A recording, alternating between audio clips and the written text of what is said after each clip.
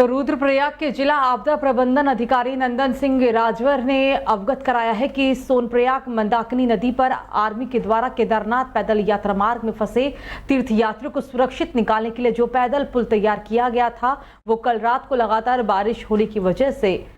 बह गया।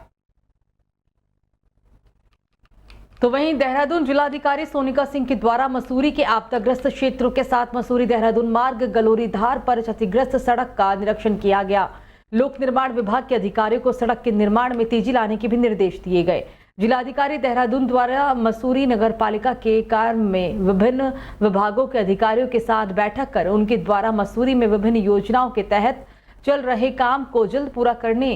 के भी निर्देश दिए गए हैं और साथ में लापरवाही नहीं बर्दाश्त करने की भी चेतावनी दी गई है।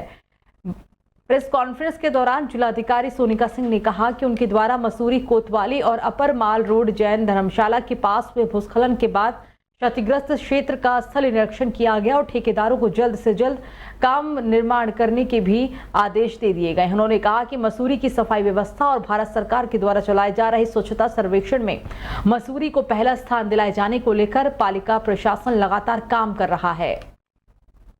आज सबसे पहले तो यहाँ पे जो थोड़ा नुकसान हुआ है बरसात की वजह से, चाहे मॉल रोड हो गया या हमारे निगम के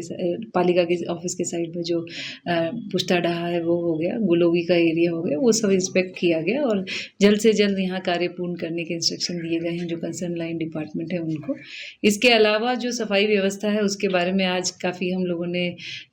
डिस्कशंस किए और उसके बाद ये हम लोगों ने निकाला है, मतलब जो हम इनिशिएट करने की सोच रहे हैं फ्रॉम नगर पालिका कि हम एक टोल फ्री नंबर चालू करेंगे। और क्योंकि हमारा door to door collection around 70 to 75% होता है, तो जो छूट जाता है उसके लिए लोग यहाँ हमें कॉल करके बता सकते हैं। तो खबर उत्तरकाशी से, जहां उपनल से जुड़े कर्मचारियों ने एक दिवसीय भूख हड़ताल कर सरकार को खूब खरी खोटी सुनाई। उपनल कर्मियों का कहना है कि जब हम साल 2018 में माननीय हाईकोर्ट से जीत चुके थे तो सरकार को ऐसी कौन सी आवश्यकता पड़ी है कि माननीय सुप्रीम कोर्ट का दरवाजा खटखटाना पड़ा। और आज कर्मचारियों के लिए जैसे कि संविदा आउटसोर्स या फिर दैनिक वेतन भोगी, इनके लिए आज सरकार को हाईकोर्ट का फैसला कैसे याद आ गया है। क्या हमारे लिए जो हाईकोर्ट ने अपना फैसला दिया था वो इन कर्मचारियों को चरणबद्ध तरीके से नियमित किया जाए और जब तक नियमित नहीं होते हैं तो समान कार्य का समान वेतन दिया जाए। आज इससे सरकार क्यों पीछे हट रही है, क्यों हाईकोर्ट का डिसीजन लागू नहीं हुआ है। सरकार तत्काल कोई ऐसा डिसीजन ले जिससे राज्य में एक ही कानून एक ही नियम हो। हम विगत कई वर्षों से अपनी लंबित मांगों को लेकर के, सड़कों से लेकर के, कोर्ट से लेकर के अपनी लड़ाई लड़ रहे हैं, लेकिन जो हमारी न्याय उचित मांगे हैं उनका अभी तक कोई संज्ञान सरकार द्वारा नहीं लिया जा रहा है। मैं आपके माध्यम से सरकार को एक बार पुनः चेताना चाहता हूं कि मान्यवर, जब आप कभी विधायक हुआ करते थे 2018 में, तो जिसकी कि ये मैं आपको उनकी उस समय की बयानबाजी थी मुख्य सचिव साहब के सामने,